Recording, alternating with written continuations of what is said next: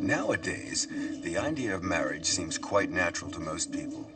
However, it has not always been so. During a long period in history, man had no concept of love and the institution of marriage.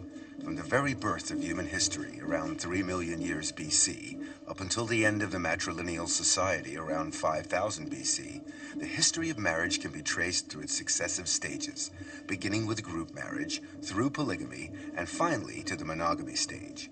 Each stage of this evolution had its own development, traces of which could be found a mere 3 decades ago in China.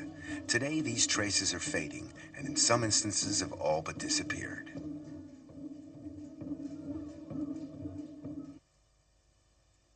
Feudalism ruled over China for thousands of years, and indeed its influence is still felt today. In Shaanxi Sheng, the cradle of the Chinese nation, this feudalism can be witnessed in the marriage customs. The marriage is arranged by the parents and the matchmaker. Family reputation is important and is scrutinized carefully. Many formalities must also be observed. The bride's birth chart must first be obtained. It is then hung at a shrine in the groom's house for 3 days. If nothing evil happens within this time, the bride-to-be is considered fortunate.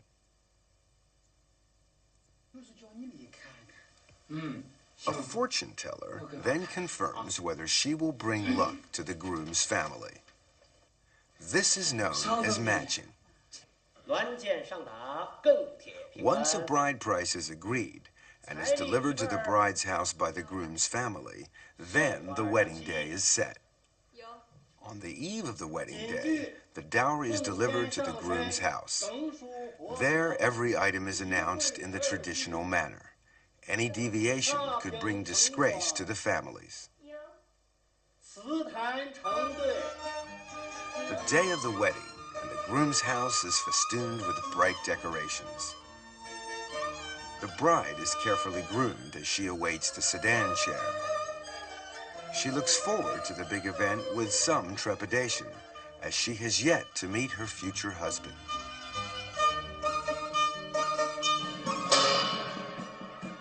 Back in the days when there were still imperial court examinations, those who passed the exams would have a parade in the streets to let everyone know about the great event. And a wedding was also regarded as very important. No expense was spared to make it the most spectacular and memorable day of the bride and groom's lives. Throwing buns to the crowd is traditional in marriage ceremonies. Amongst other things, they are supposed to ward off toothache.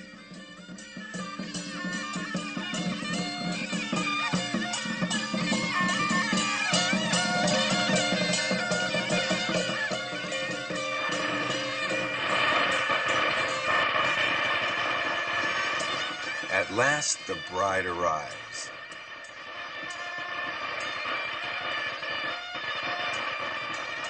The bridegroom leads the bride by a red silk rope, which symbolizes the husband's rights over the wife. She follows him along a red carpet. The bride clutches a vase and a mirror as she steps over first burning coals and then a saddle to protect her against evil.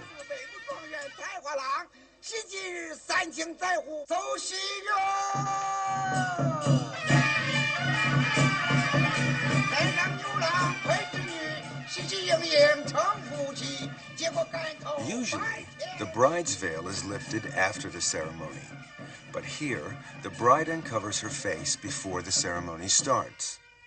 This is a moment of truth where the bride and groom first set eyes on each other. By now, it's too late for second thoughts.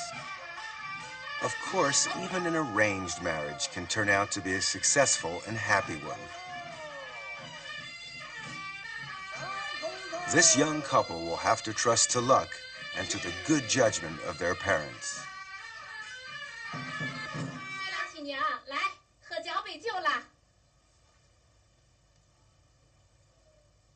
After the cup of wine, as custom dictates, the newlyweds walk around the four sides of their nuptial bed to pray for a large family.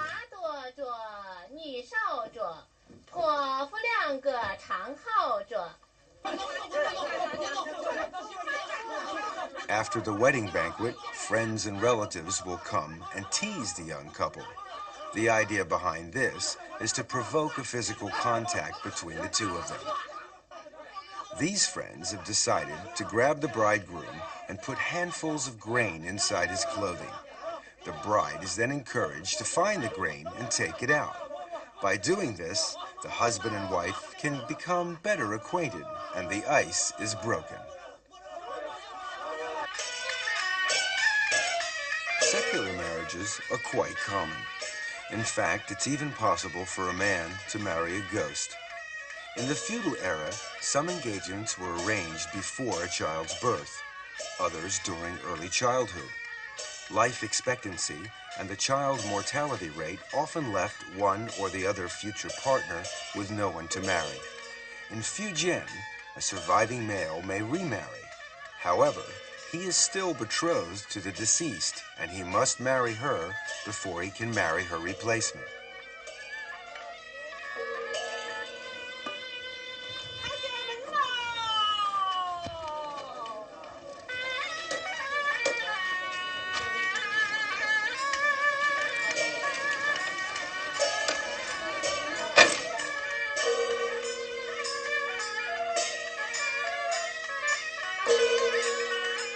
The bride, in these cases, is replaced by a dummy. The ceremony remains the same.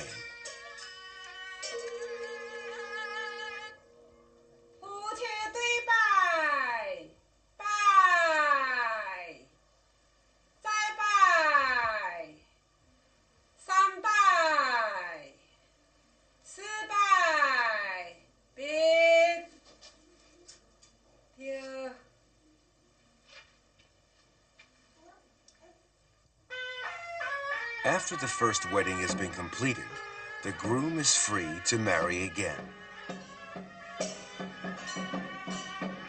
The second bride must pay her respects by bowing to the dummy, as the first bride's spirit has already entered the room. She is only a replacement for the first wife, and as such, she will look after the husband and bear children for her.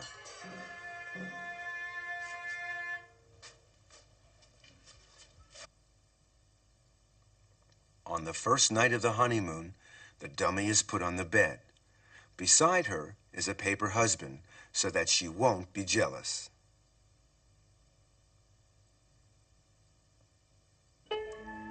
The two couples spend the night in the same bed, the dummy watching over the newlyweds.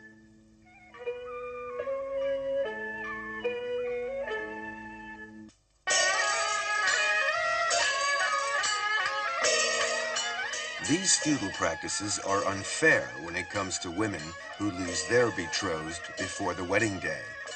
If the man dies, the woman must marry his ghost. But unlike a man, she is required to remain a widow for the rest of her life.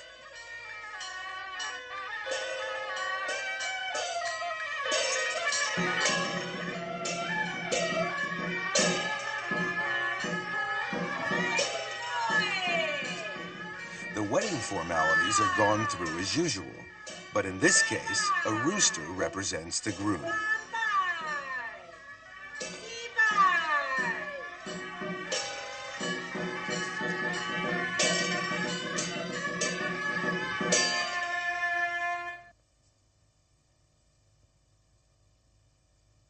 When the wedding is over, the bride is left alone with her husband's shrine in her room. she will remain in his family for the rest of her life, unable to remarry. This was considered to be virtuous of a woman back in the old days.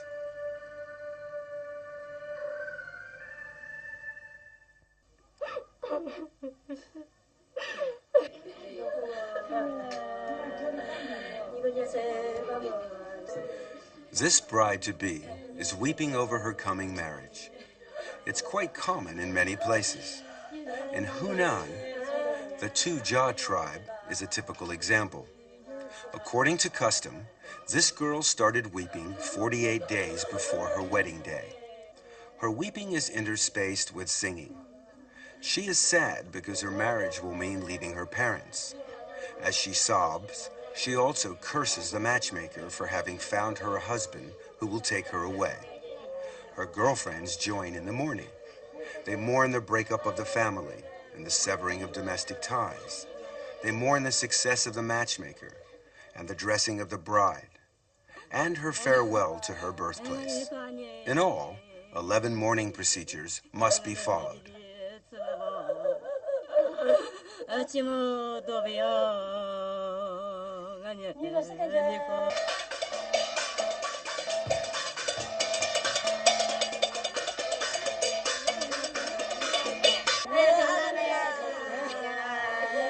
The wedding day begins with the bride, still sobbing, taking her place in the sedan chair. She bids farewell to her lamenting family, knowing that she will return in 3 days' time to a, hopefully, more happy atmosphere. She bids a last goodbye to her ancestors' shrine amidst a chorus of wails.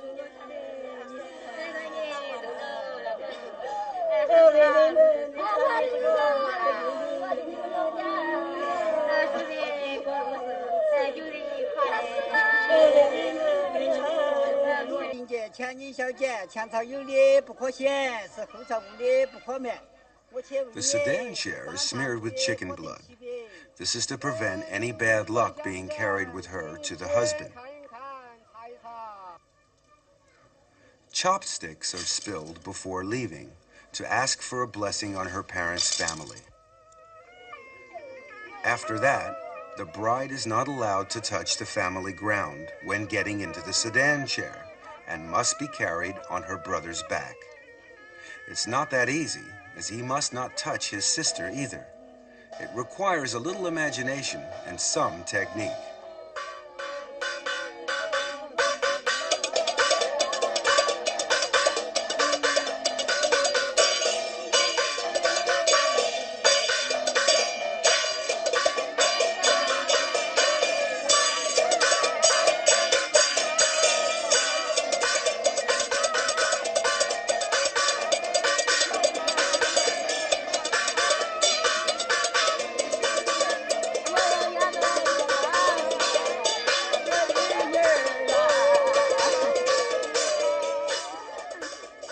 The bride is supposed to struggle to show that she is unwilling to leave her family.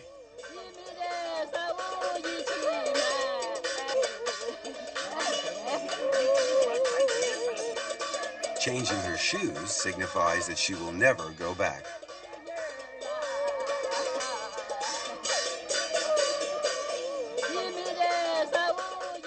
Her girlfriends make a pretense of grabbing the sedan chair as it's leaving. It's very important to make a good show of this. Some scholars believe that this symbolizes the woman's resistance to the husband's rights.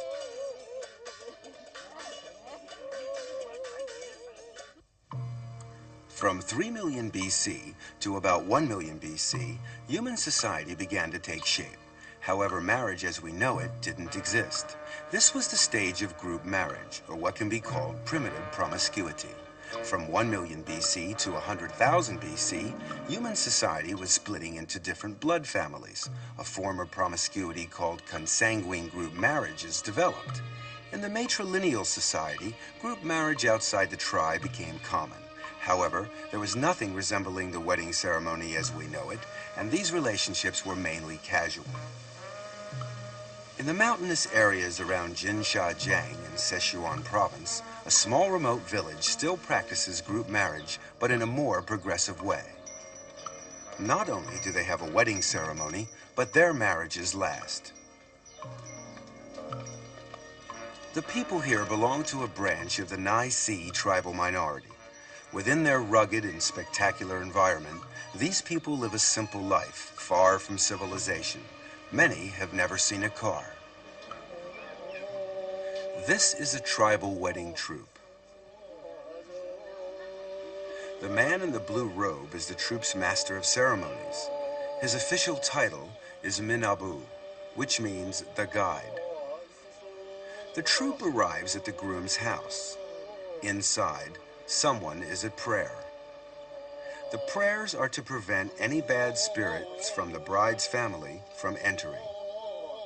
Both of these girls are brides, and they are both sisters. When the door is opened, the troupe proceeds inside for the ceremony. The man praying is called a Dongba, who acts as a kind of priest cum official, and who is considered very powerful by the villagers. Interestingly enough, there are no less than 4 grooms here, and they are all brothers.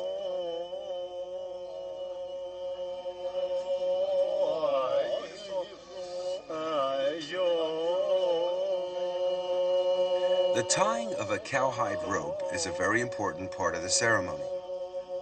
It will ensure that the women will not run away. Actually, there doesn't seem to be much chance of that happening. Toasts are drunk to the happy event. The first toast is to the Minabu. Then the brothers drink to their future closeness.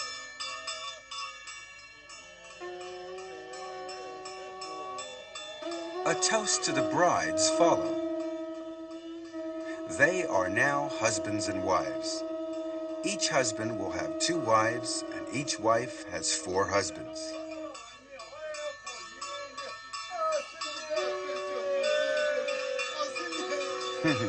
He'll drink to that. With 6 people living under one roof, accommodation is no simple matter. They must live in a 3-story house, husbands living on the top floor, and other members of the family on the 2nd floor, including the 2 wives. The wives are not allowed upstairs. When a husband feels romantic, he must go downstairs.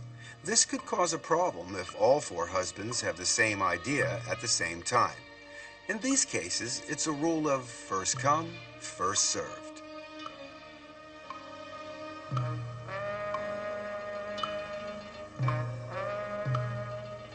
Let's have a look at another family.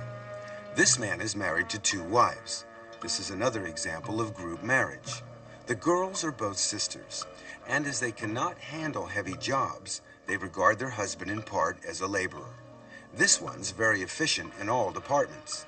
In the space of 10 years, the 2 sisters have given birth to 14 children. So this man is proven to be a good husband, as a large family means a big labor force. It's harvest time in the surrounding countryside. The procession of family members makes its way towards the fields.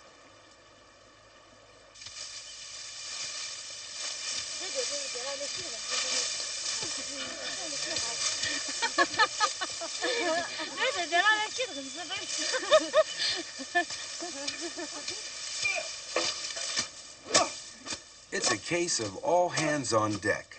A big family means less hired labor and more money.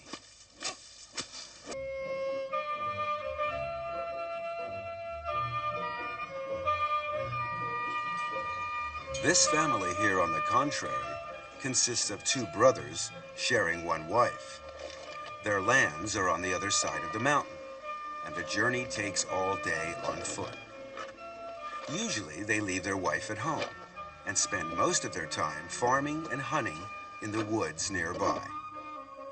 It seems that game is very plentiful in this part of the country. The wife takes charge of all the housework and cooking. The staple diet is a mixture of corn flour. With wheat, they make a kind of wine, which is drunk daily. Clothing is knitted from either wool or hemp, and each family makes do with articles that are homemade. Their only mode of transport is by foot, but the people seem content with their simple lifestyle.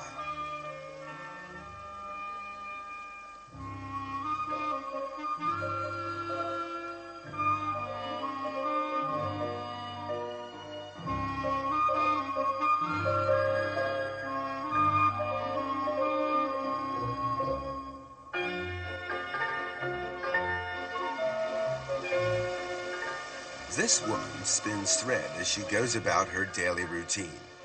There is always work for her to do, and this will save time for more pressing chores. Group marriage is also referred to as synogamy, which means partnership. Its format and scope are not restricted and generally depend on economic circumstances, which makes it a very flexible arrangement. The Dong tribe were formerly a branch of the Yu tribal people. Their traditional costume, made from cowhide and egg whites, is quite unique. The combination of these materials gives the costume a sheen. The garment has no buttons and is weighted with pieces of silver. These people inhabit the regions of Guizhou, Guangxi, and Hunan provinces, living mainly off the land. Besides farming, they also operate freshwater fisheries. After a long day in the fields, there's nothing the local girls like better than a cool dip in the river.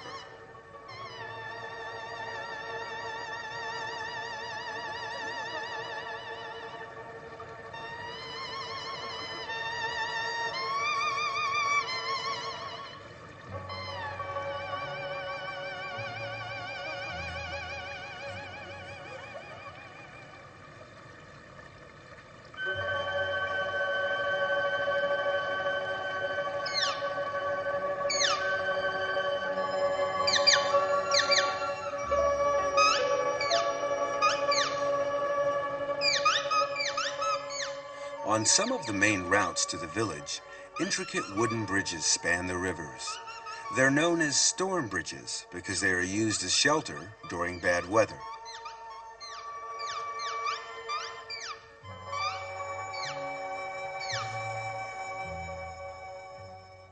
These towering structures in the village are pagodas, which are built in such a way that they resemble giant fir trees. The eaves overlap neatly. Inside, the roof towers above the onlooker. This fir trunk is used as a ladder. The ancestors of the Dong Yu people were a tribe that lived in the forest, and so these pagodas are built in the shape of a fir tree in remembrance of their ancient origins. Each clan in the village has its own pagoda. Whenever a crisis arrives within the clan, members will gather here to discuss matters and resolve the problem. However, the pagoda also serves quite a different purpose. Young girls will often invite boys from outside the clan or village for a few hours singing, dancing, and conversation. The song they sing is called a step song, for obvious reasons.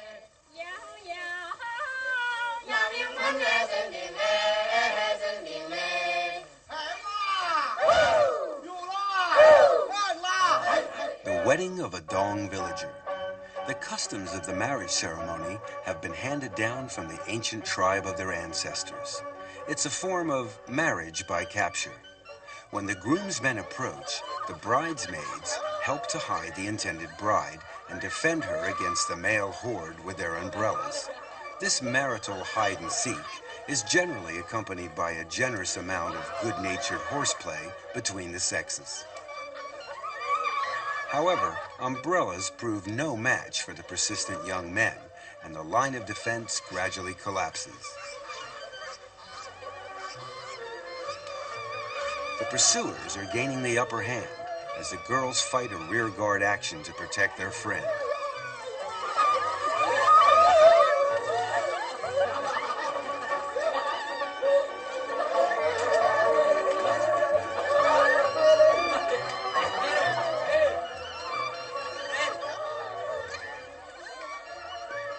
It's the end of the battle, and the bride, a little out of breath, but none the worse for her ordeal, resigns herself to submission.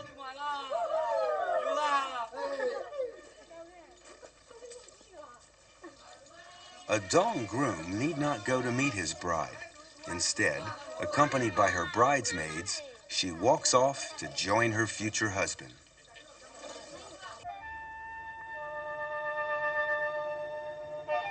The Bao Yi tribe live in the southern part of Guijiao. All the houses in the village are made of stone, even down to the roof tiles. Here, young boys and girls marry at the age of 13 or 14, the girl remaining with her parents after the wedding, a custom known as non-virile local residence. During this time, she continues to dress like a maiden, sees her own friends, and carries on meeting other men freely. This period may last for up to a decade. This separation is an insult to a husband's rights, and he must take her back to restore his honor. This bride has been descended upon by her mother-in-law and sister-in-law. She struggles and breaks free as the two women give chase.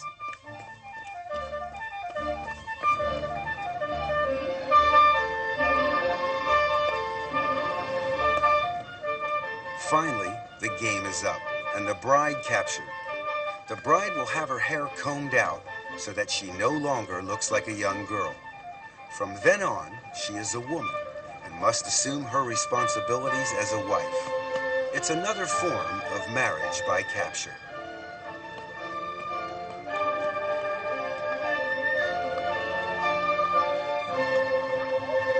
Three days later, the mother-in-law and sister-in-law bring along a rooster and some wine to the bride's house to collect her.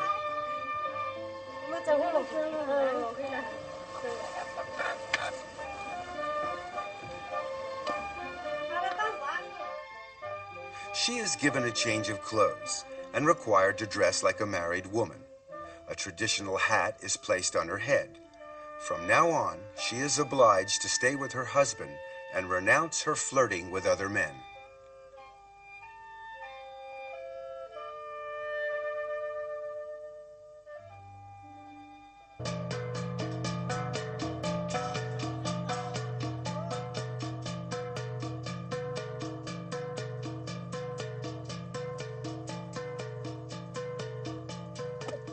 At first sight, there might not seem to be anything unusual about these four people until you realize their relationship. The man on the left is the husband. On his left is his wife. On her left is her lover, and next to him is her lover's wife. This complicated relationship is quite common for these people. They are the Aoyao tribe, and they live in Guangxi. The marriage customs here represent a transition between polygamy and monogamy. These people have a saying, a couple only eats together, but lovers sleep together. Marriage is seen as a means to increase productivity. Working together and taking a lover is regarded as being reasonable as well as being legal. This is the time for planting, and so the wife's lover brings along his wife to lend a hand in the fields. The husband, of course, is very grateful to them. A lover's date is usually initiated by the woman. With this secret signal, the lover will know exactly what to do.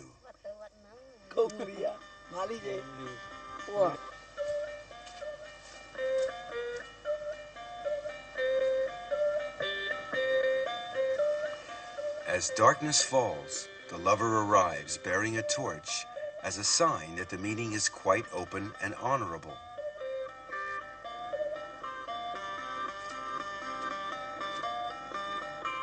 The family hasn't quite finished eating dinner when the young man arrives, but the husband behaves normally and receives him as a distinguished guest since everything is above board. The lover feels honored.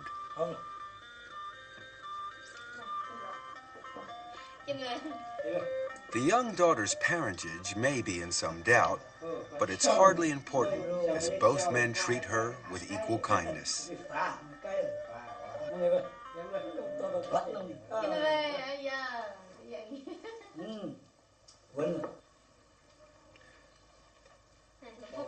After supper comes entertainment.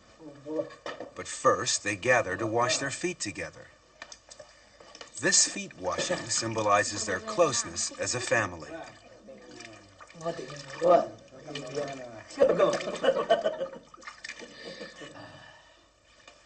When everything has been seen to, the wife and her lover are free to enjoy themselves. The husband is expected to leave them alone, so he lights his own torch and goes off to meet his own lover.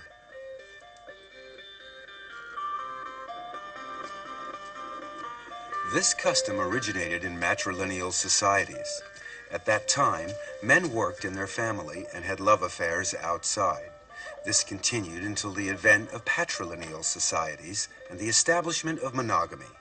However, the custom survived in some areas, with love, living, and sex becoming three different aspects of marriage.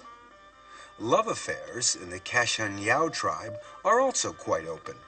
If a girl invites a boy over at night, he can't use the front door. However, that's no problem for this resourceful Romeo. The post is there just for this purpose, and he climbs up to join his sweetheart.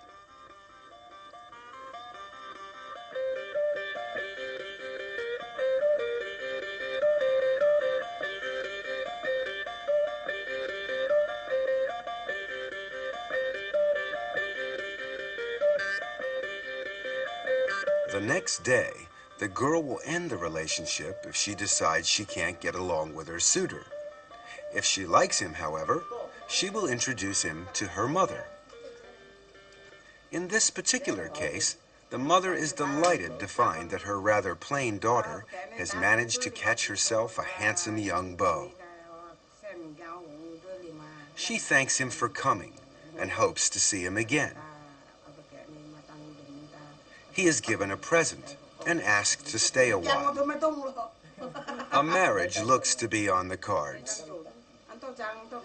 Their customs show matrilineal characteristics before marriage and patrilineal characteristics after marriage. It's the result of being in transition from one stage to the next.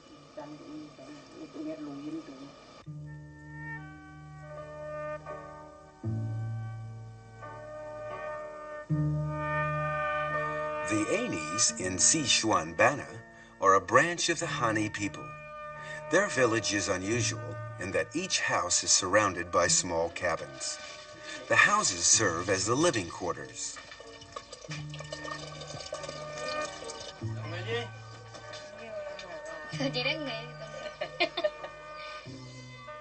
Inside the house, however, men and women are strictly segregated and must stay in their respective corners of the house. Even eating and working are undertaken separately. Men with men and women with women. Even couples are not allowed to stay together.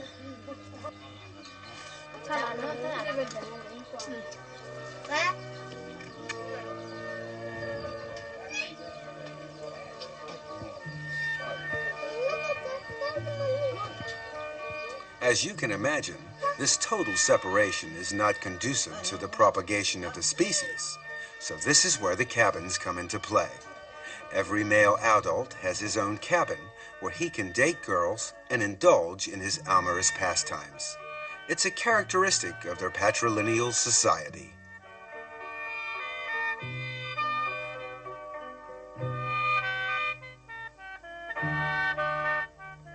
The Anis hold the gourd in very high esteem.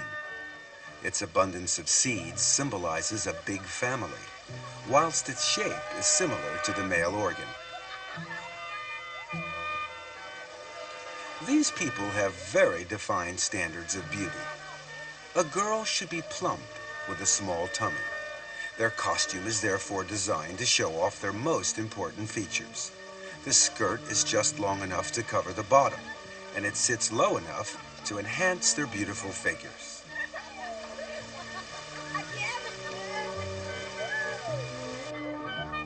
This group of young girls typifies the ideal beauty.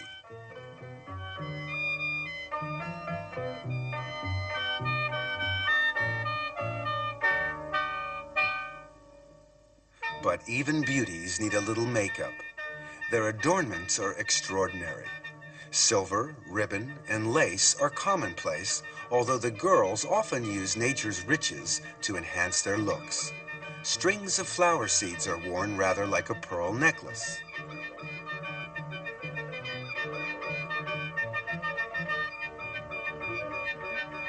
Shells, which are highly sought after in the mountain areas, are made into a belt.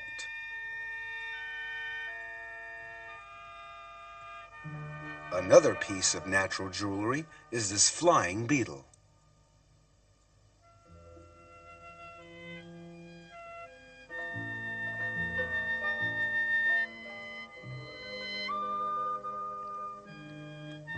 Before it can be used, it has to be prepared. The girls wrap it in a leaf, then dry it out thoroughly in the fire. It is then threaded with a piece of twine. The effect when put in the hair is quite beautiful.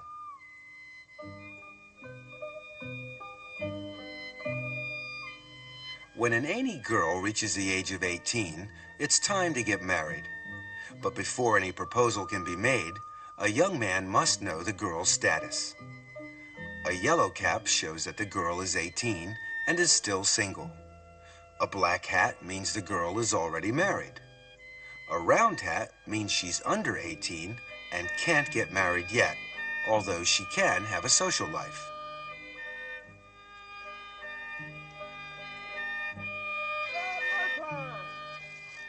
Ainis are open in their attitudes, and premarital sex is allowed. The young men and women often court through social activities, although it's not always easy, as they must marry outside the tribe. Once married, affairs are tolerated within the rules. That is to say, men are allowed to have them, but women are not.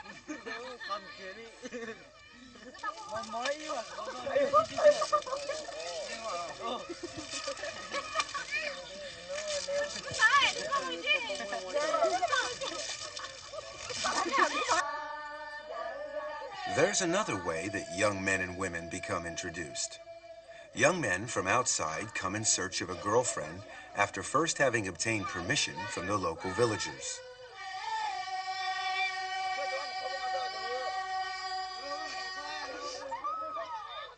Once a young man has selected his girl, he must make his intentions known to her. 3 procedures must be followed. Firstly, the boy pulls her belt slightly.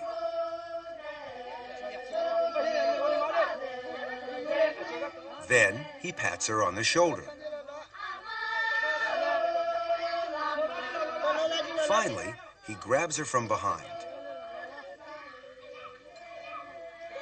If the girl resists, then the boy must leave her alone and try again with a different girl. This young man's wish has come true, and he's got his girl. To celebrate, the local boys treat him as an honored guest and give him a drink. In this case, it's not wine, just water. The lucky man is invited to stay the night, and a cabin is provided for the couple to spend the night in.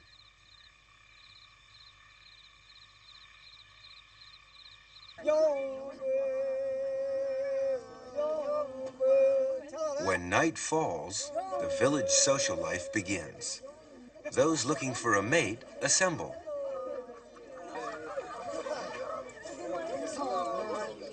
At first, the boys keep their distance.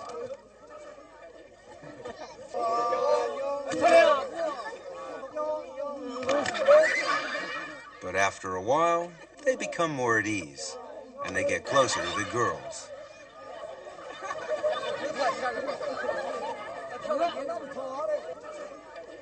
When a decision is made, the young man must approach the girl of his choice. If he is refused, it's bad luck, and he must try again. If he's accepted, the couple will go off and get to know each other.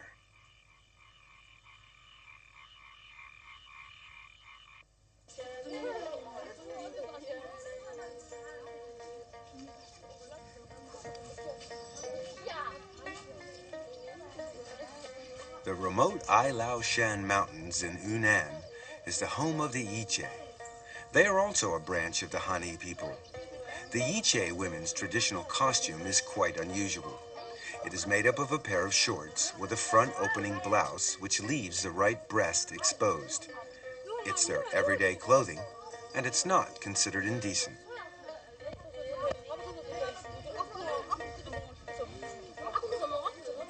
All women want to look beautiful, but definitions of beauty vary from country to country. These girls have a natural beauty, something that no amount of makeup can provide.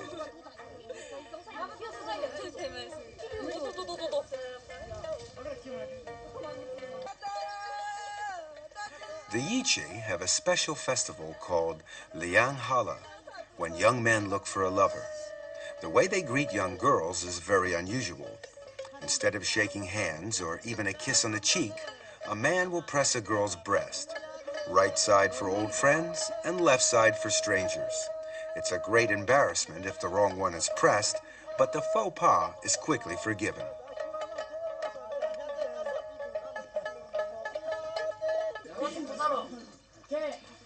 When a boy meets a girl outside, he will often invite her to a party. The number of boys is always the same as the number of girls, and they sit alternately in a circle.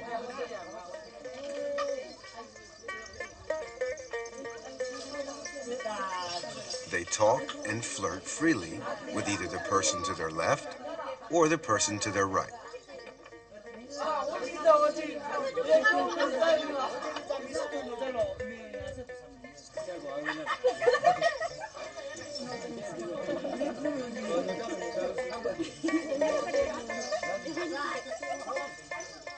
At first, they're shy and feel a little awkward. But after some wine, the ice breaks and everybody feels at home. By the time the meal ends, everyone is in high spirits.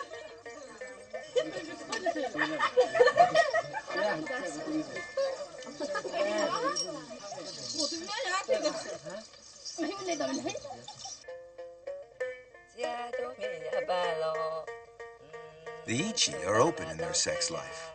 However, despite this, an illegitimate child is frowned upon. This is not much of a problem, as all girls are betrothed at the age of 4 or 5.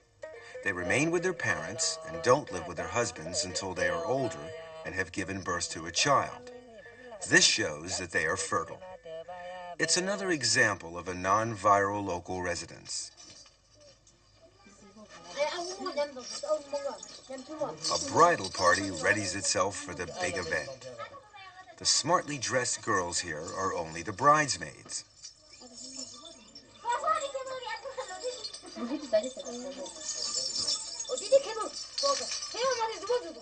This one is the bride. Before she leaves, her mother gives her a duck and an egg to carry, symbolizing her fecundity.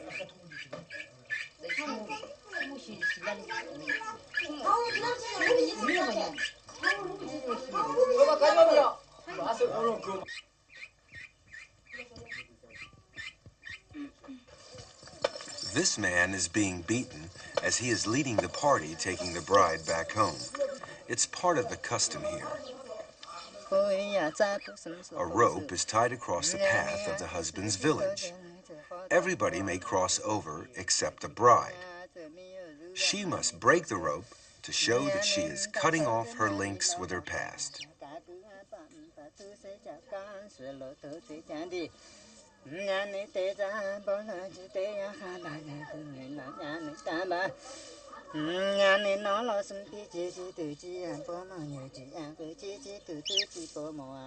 On arrival, the egg is put on the stove, and the bride will share a bowl of uncooked rice with her new husband. From then on, they are married.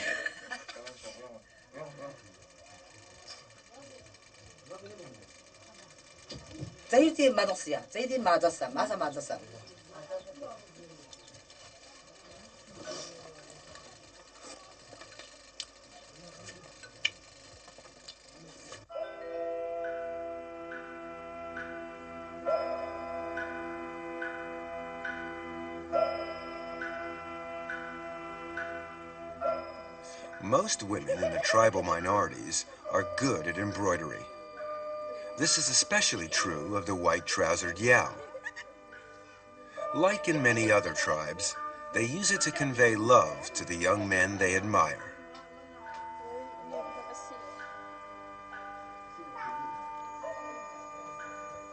When they are in their teens, their parents build a cabin for them. They use this cabin for their love affairs.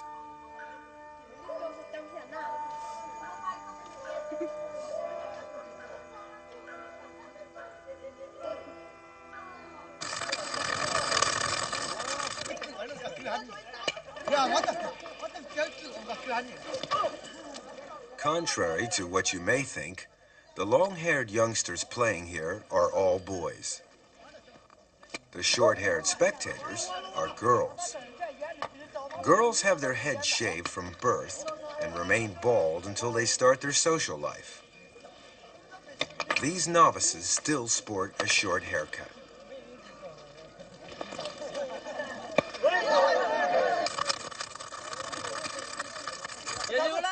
In most societies, the boy courts the girl. But here it's the opposite. To show her interest, a girl will pull the boy's belt. If the boy isn't interested, he will ignore her and walk away. If he is, he must still show a reluctance to take up the girl's offer.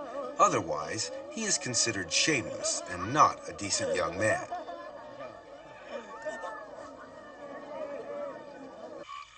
If the girl wishes to take things further, she will take the boy home. Some boys prove to be more shy than others.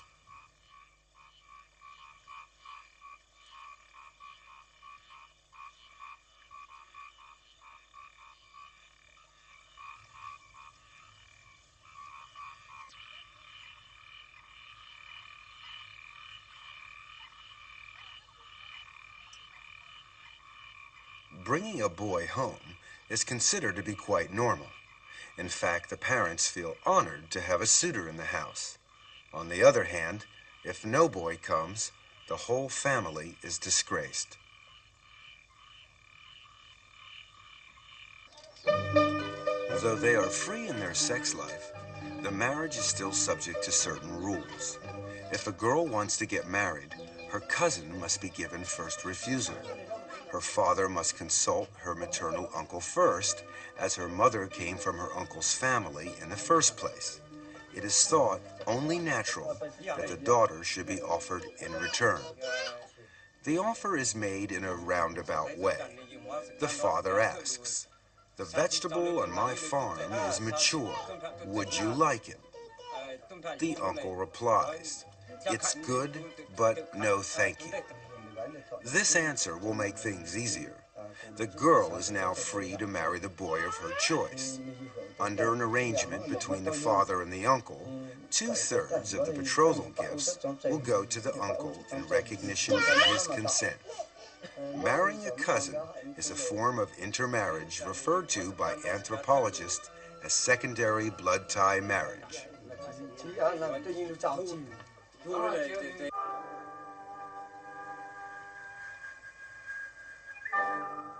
This practice prevails in the Va tribe too, although it is not allowed within a patrilineal family, nor within the same clan. It is even forbidden to marry someone with the same surname. If this code is violated, it is considered incest and regarded as an offense. As a punishment, the couple must buy a cow and slaughter it. The cow's head is cut off and put on top of the couple's heads to show repentance for this transgression. They treat the whole village to a share of the meat from the cow and pay for prayers to be said, as they believe that this crime may enrage God. They fear that the clan or even the whole village may be cursed otherwise. Thereafter, the couple will never see each other again.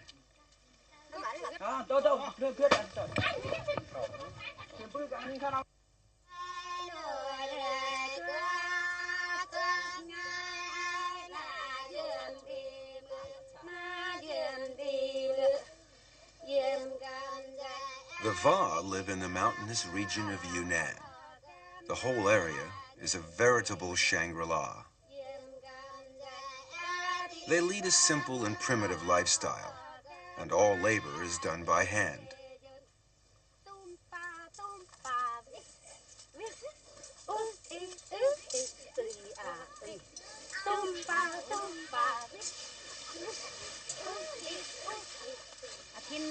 The women usually work stripped to the waist.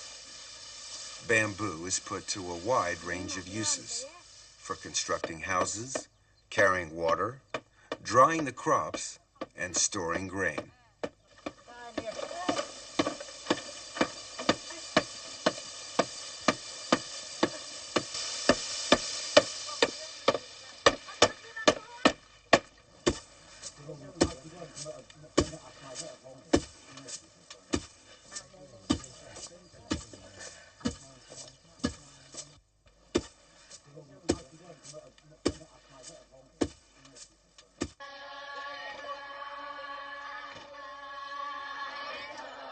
The Va practice free love. Quite often, young men will go out at night to drop in on their girlfriends. Sometimes they will go in twos and threes, or even in a large group.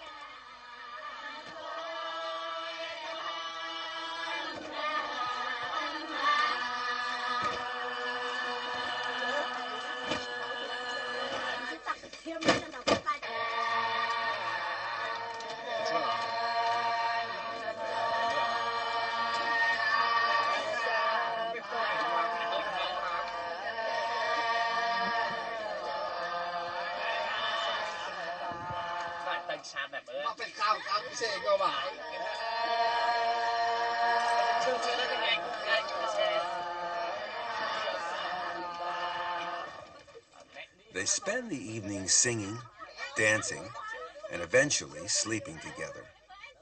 Sleeping together is a sure way of having pleasant dreams, an important part of a good night's rest.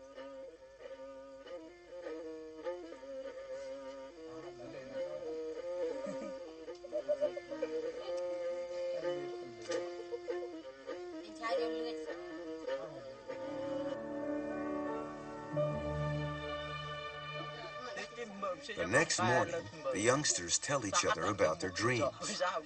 If one dreams of trees or bamboo, it means good luck. A tree being pulled down or a man falling is a bad omen. In this way, they try to read each other's thoughts. If the couple get on well, the relationship will continue. If not, they can always break it off and blame it on the bad dreams.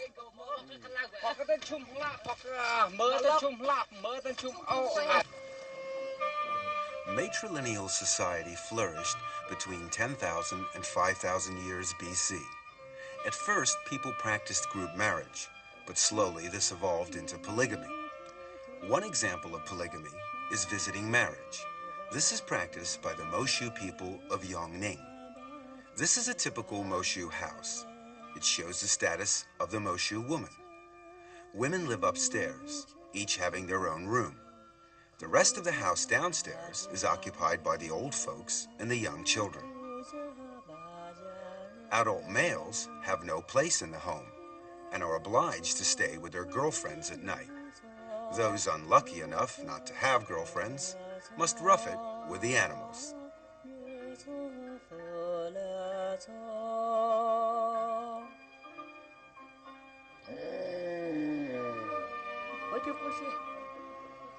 An initiation ceremony is held when a Moshu boy is 13.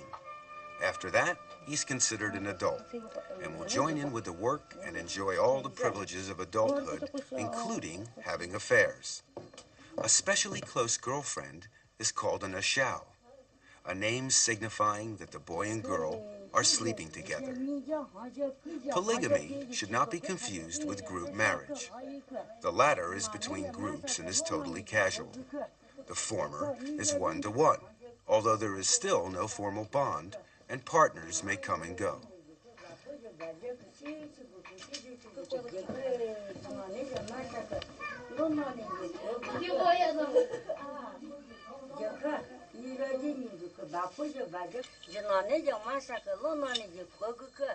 After the ceremony, This young Moshu boy will be an adult. He is ready to take his first ashao.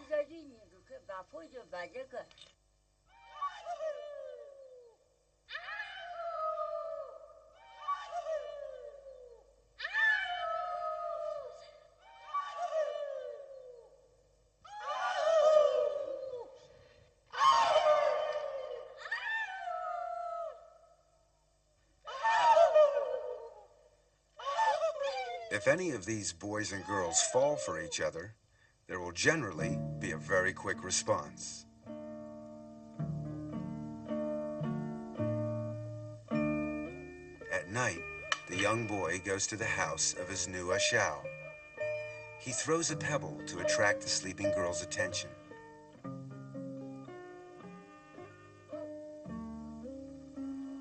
The girl comes down and invites him upstairs.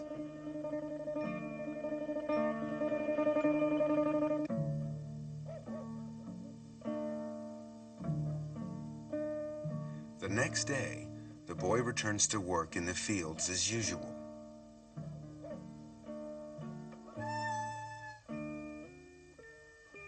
If he fails to come back the next night, then the affair is over.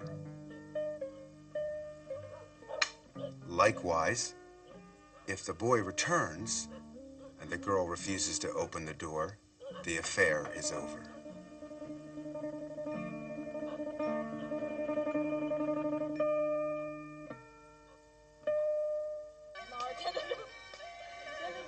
Children born from a visiting marriage are raised by their mothers. The father has no obligation to participate at all. However, men are not all without feelings, and after a while, he will lend a hand with the housework and the child.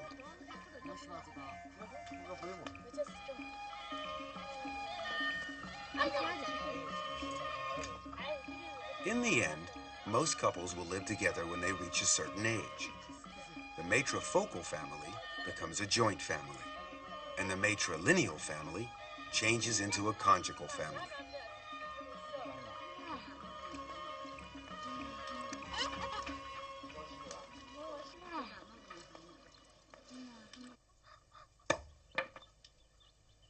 Visiting marriages have no rights, but for the Zhuans in Qinghai, it's quite different. A lama blesses the girl first. This ceremony is for marriageable girls and is an ancient tradition for these people.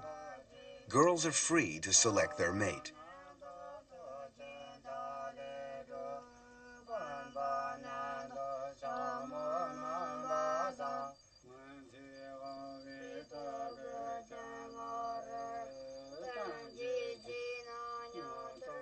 When it's time for the girl to change her clothes, she must wear 2 pearl necklaces at the back of her head to indicate the end of her maidenhood.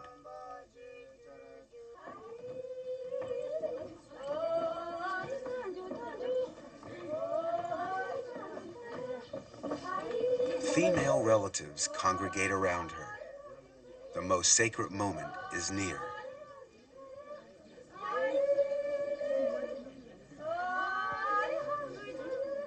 The closer they come, the lower the bride must hold her head. It's a religious ceremony called Dai Tian Tao, or marriage to the god.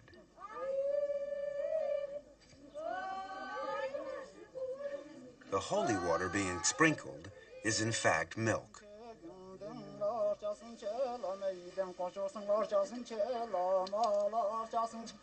During the prayers, the bride's face is washed with holy water.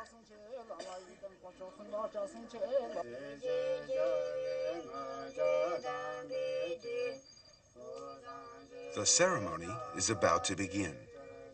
Strangely enough, there is no groom present at this wedding. Dai Tian Tao is a wedding for a single person who has no spouse-to-be. This girl is being married to God, represented here by the Lord Buddha.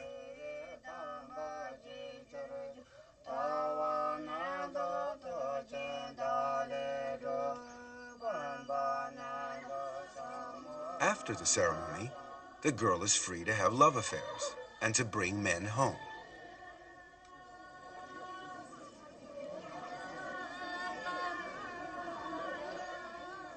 All the villagers attend the ceremony and dance and sing to celebrate her wedding. The purpose of the ceremony is to announce to the public that another girl has reached womanhood and she is now able to take lovers.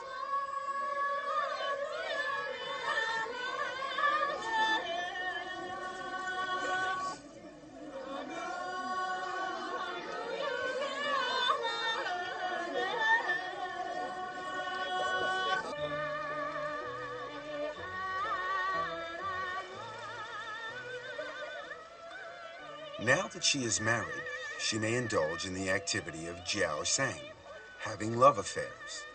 It's a form of polygamy where the couple come together for a purely sexual relationship with no thought of family bonding. There is no right of exclusive access either. Each partner may come and go freely.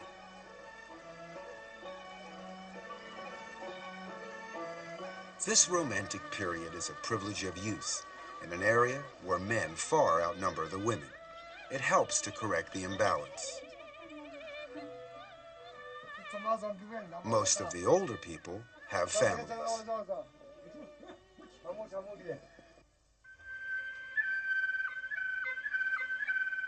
The Miao tribe are a larger minority. They regard themselves as descendants of Qi Yu and are scattered around the southwest mountainous areas of China.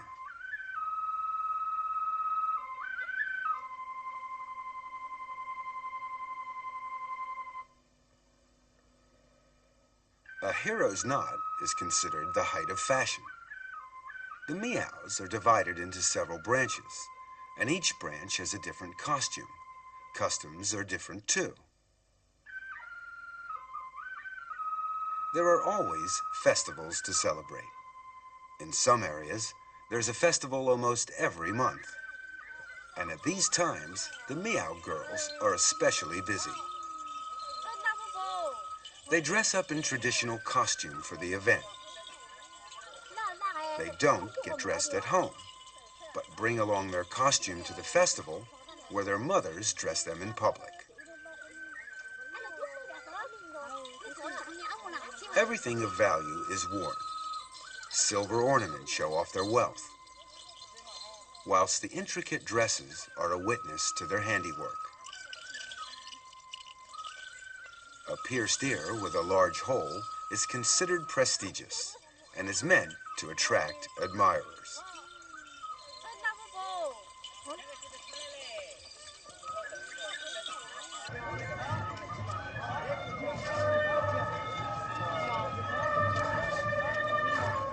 During these festivals, performers from surrounding villages will turn up to provide countless entertainment. Today is the 8th of April festival.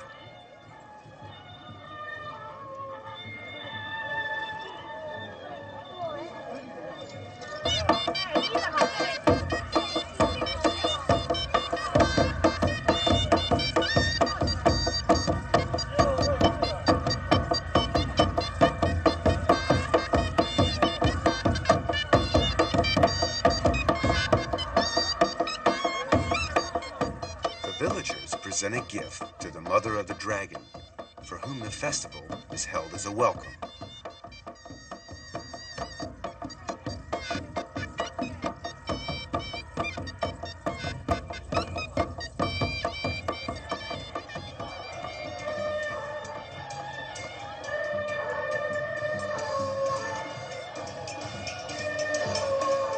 Like the Han people, the Miao race dragon boats at the annual Dragon Boat Festival.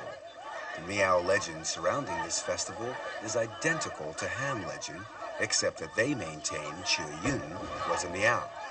Hunan is the Miao place of origin, and there are indeed historical records of a Miao army, so their legend is not based on fantasy.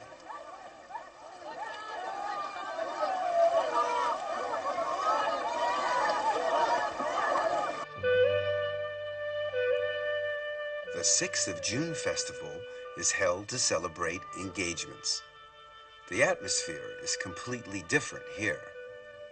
On this day, these young girls have decided to take a bath in a quiet river, and they've asked their lovers to come along and watch.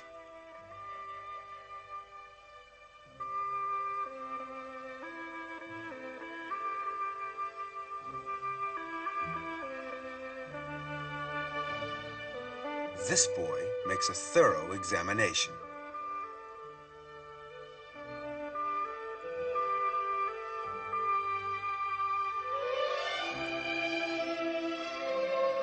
If he's satisfied, he must make his intentions clear, in a polite way, of course. He pays her homage by presenting her with a red ribbon, a token of engagement. In receiving it, she accepts his proposal. Romance is truly international. Another festival is called Eating Maiden's Rice. Besides the usual singing and dancing during the day, the whole family has dinner together.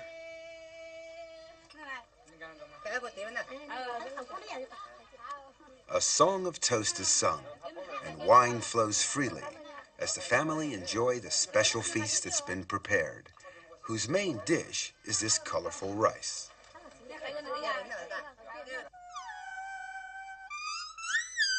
At dusk, young boys arrive blowing a horn as a call to their girlfriends. Each girl takes a rice ball to her lover. It's called asking for rice. The rice balls have messages. Pine needles inside the rice ball means that the girl would like needles and thread as a present. Corn means the girl would like an umbrella.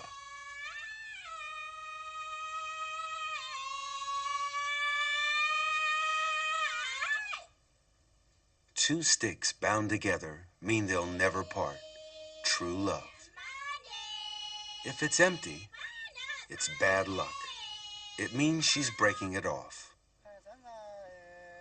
Meows will select their mate within the tribe. Two young persons meet on the road. They sing to each other to show their admiration. During the song, they find out about their respective backgrounds and see if the other is knowledgeable. It ends with a real heart-to-heart talk, and the relationship becomes closer as a result. It is customary in this tribe for lovers to carve a notch on a piece of bamboo after each date. If, after numerous dates, they fall in love, they break the bamboo and each keeps one half as a token of their eternal love. If either one of them ever breaks their vow, they will be obliged to eat the bamboo as a punishment for being unfaithful. Quite an effective deterrent.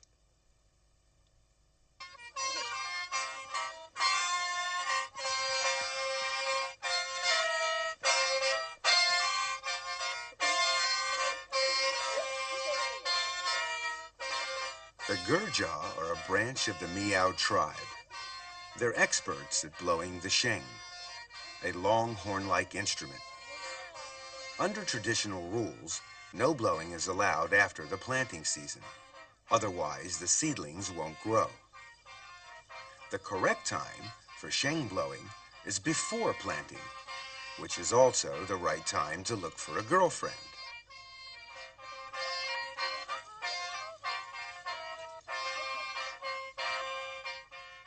Slowly, the girls dance around the boys.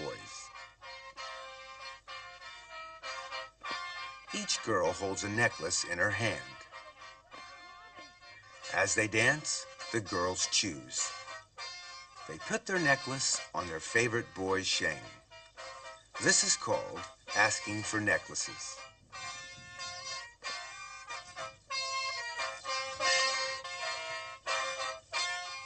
This young man is lucky.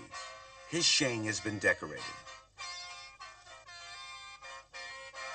But not every boy is sure to be successful. This one has something the others don't. He has 3 necklaces on his sheng.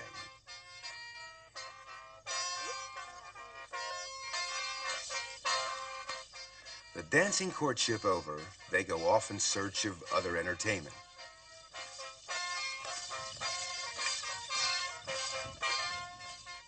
Leaving the unfortunate boy to curse his bad luck.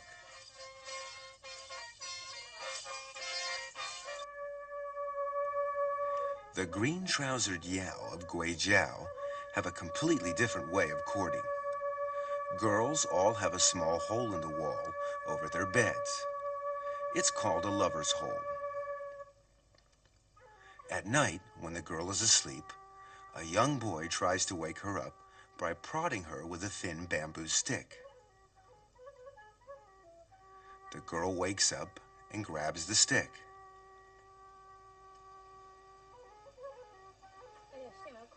But she doesn't react favorably. So the boy decides to go home. Another one soon arrives.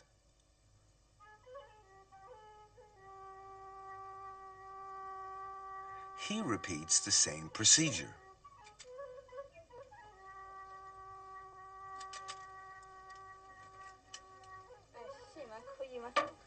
This time, things look more hopeful.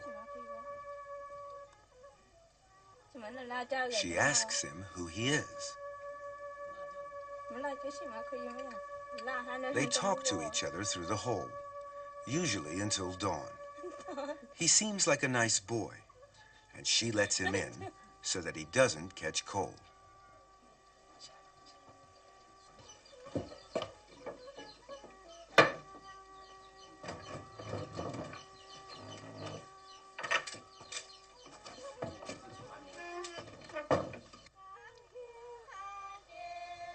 In every Miao village, there is a special place where young people can meet to date or just to talk. Normally, they date in the evenings, but when they're not too busy farming, they also meet during the day.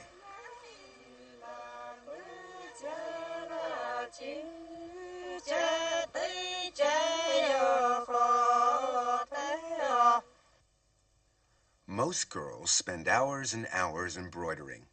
Those who can't embroider find it very difficult to marry.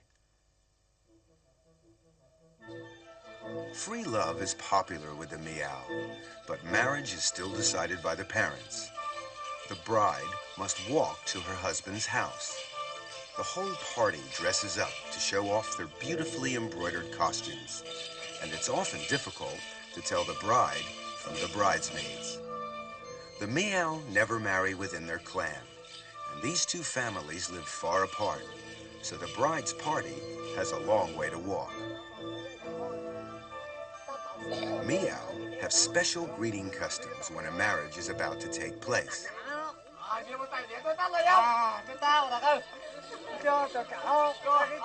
The villagers wait at the entrance to the husband's village and make the bridal party drink from an ox horn.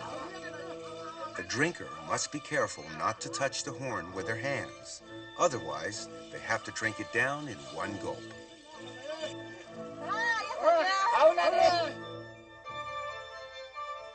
The bride is required to step inside with her left foot forward. This will ensure that her firstborn will be a boy. The wedding is very simple, with no real ceremony. The bride must carry water for her husband's family.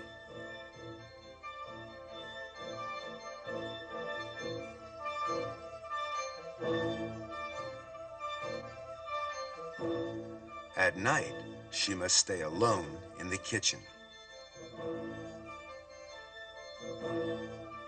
The groom must also find somewhere separate to sleep until the bride is returned to her parents' house. The next day, the bride leaves and goes back to her parents' house. There she continues her work, embroidering, singing love songs, and having affairs with young boys. The couple practice a non-vira local residence. Only in the busy farming season or during festivals will the bride go back to her husband's house for a few days. After she's given birth to a baby, she will start living with her husband. Another form of marriage is the secret marriage. This young couple haven't got their parents' consent, so the boy sends a group of his friends to collect the bride secretly. The bride is ready and packed. She goes off to a quiet place with her bridesmaids, where the wedding is to be held in secret.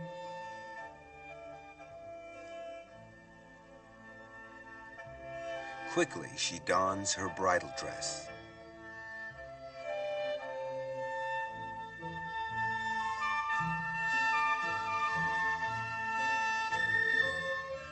Some food has been prepared for the wedding breakfast.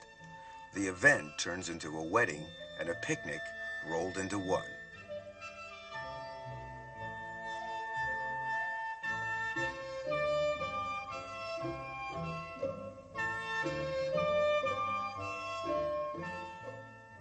She follows the groom's assistants to her husband. The wedding is now completed. This kind of marriage is recognized as being legal, and the parents cannot object.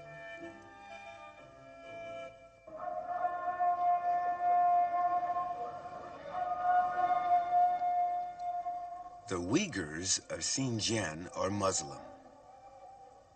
On their holy days, they worship God and take part in extended prayers.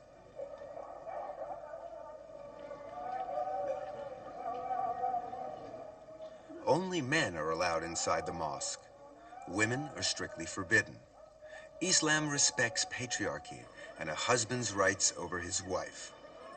Women are regarded as subordinate in all matters. Previously, they were obliged to wear a veil when outside the house. If they didn't, the punishment was severe. If a husband says, "I release you," he is considered divorced from his wife, and there is nothing that she can do about it. Islam allows polygamy. Their holy book, the Quran, says that a Muslim may marry the woman he loves and have 2, 3, or even 4 wives. An old-fashioned Uyghur marriage is very feudal in its traditions and is conducted according to Islamic law. The groom's father brings gifts to the bride's house the day before the wedding. The gifts include a cow. Understandably, he receives a warm welcome. Men and women are not allowed to mix unless they are kin, so the hosts are all men.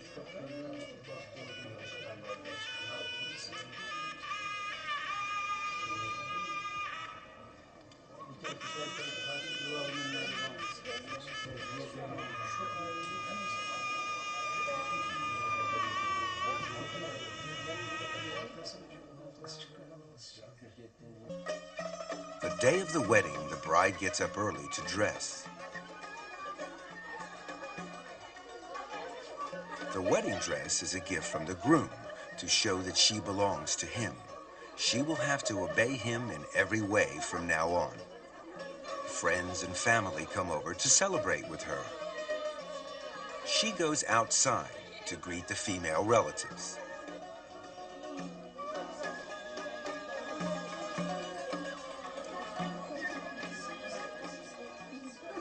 The wedding banquet is lavish.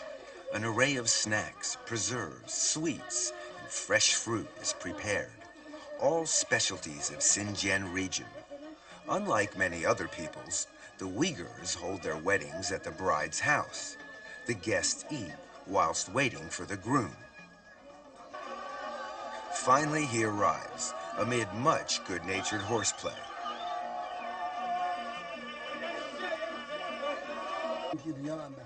A Muslim holy man conducts the ceremony.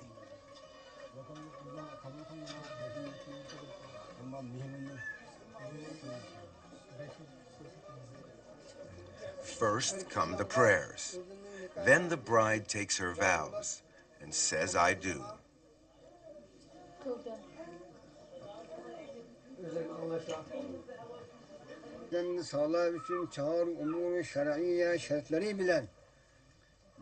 Then it's the turn of the bridegroom. Of course, he has no hesitation.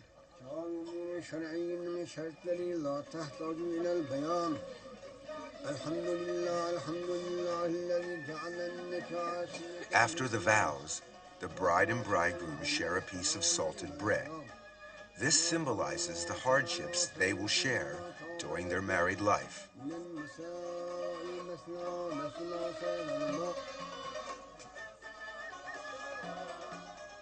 The wedding party then travels back to the groom's house.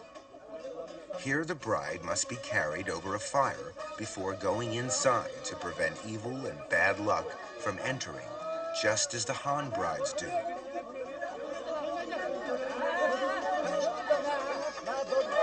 Dancing and singing continues in celebration of the happy event. The groom's sister takes the bride's veil, and the wedding is complete. Freedom, monogamy, and sexual equality are the characteristics of a modern marriage. The marriage laws stipulate that prescribed marriage, purchasing, and any acts interfering with marriage are forbidden. Both partners must marry voluntarily, with no pressure from third parties. Of course, love plays a very important part in any modern marriage, and having a love affair is seen nowadays as a prelude to getting married. In the countryside around Beijing, this can be seen happening wherever you look. But not everybody enjoys these romantic encounters. Some people find it difficult to find a partner. This is especially true in big cities. In Beijing, the Worker Syndicate has set up a Lonely Hearts Club with a computerized dating facility. This modern equivalent of the matchmaker tries to bring together those despairing bachelors with the mates they desire. The scheme has been very successful. The registration and procedures are quite simple.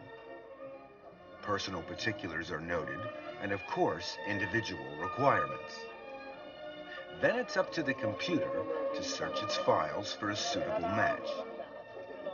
When one is found, a meeting between the two people can be arranged. First impressions are very important. A little chat helps to break the ice and get to know one another. If all goes well, the relationship will blossom.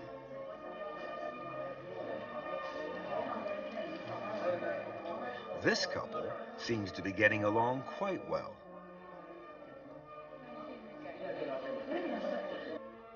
But some are too anxious to wait. They put up advertisements in the hope that prospective girlfriends will read them.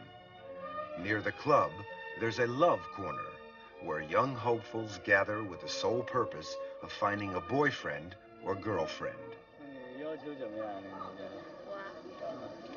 没什么要求，要求比我强吧，年龄啊无所谓。年龄无所谓啊。啊，大点。大点也没关系。大点也有个限度的，大10年、20年那种。那也别太离题了，大几岁差不多，只要俩人合得来就行。This sounds quite reasonable, but how do you go about finding Mr. or Miss Right?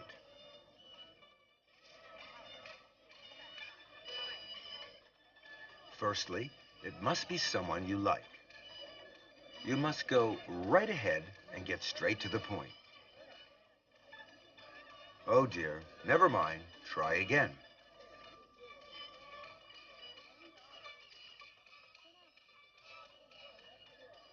This looks like another no.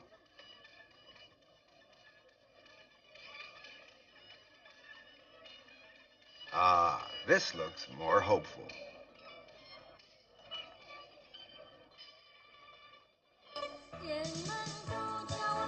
The club provides an excellent service by allowing young men and women to meet and to get to know each other better. Balls are held frequently. It's Golden Autumn Night, the eve of the Mid-Autumn Festival. These two young ladies are obliged to dance together. They obviously haven't found their Prince Charming yet.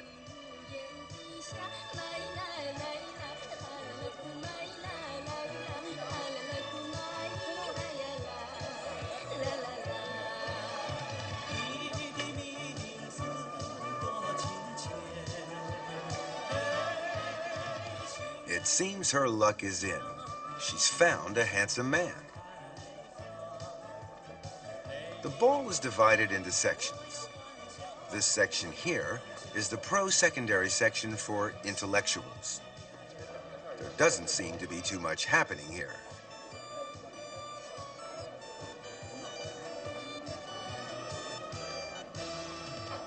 This is the senior citizen section. It's pretty crowded with older men and women trying to find their perfect partners.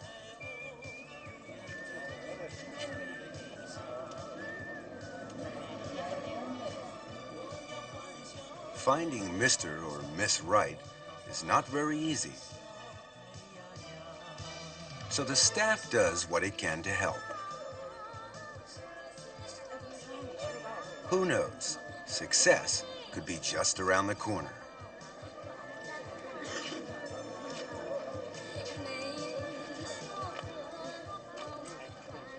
Throughout the hall, men and women of every age group are getting together with the opposite sex, trying to select the partner they would like to date.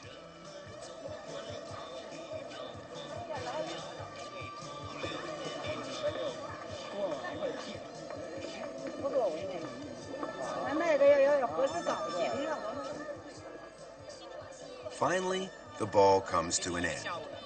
Partners take their time to say goodbye and exchange addresses to arrange further meetings.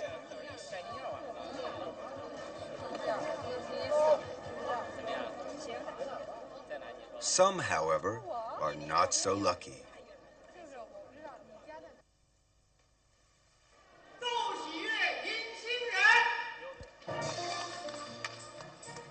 Soon after the Mid-Autumn Festival, the club holds a spectacular group wedding for 100 couples who have found their match.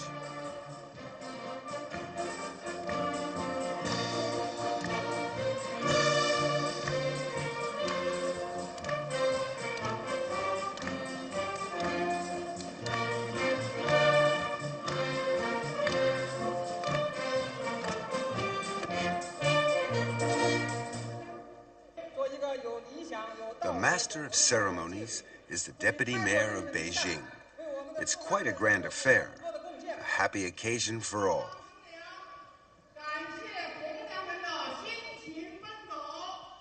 The couples thank the dating service for their hard work.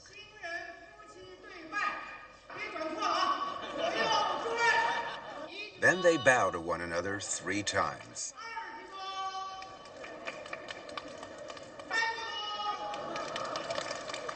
Hopefully, all love stories will have such a happy ending.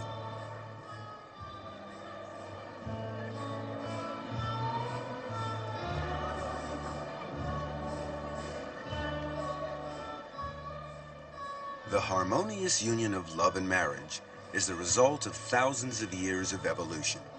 Some people believe that our present system will continue. Others maintain that marriage customs, like many other aspects of everyday life, are in a constant flux and are bound to evolve further. Of course, nothing is absolutely certain. What will the future bring? Judging by the past, your guess is as good as ours.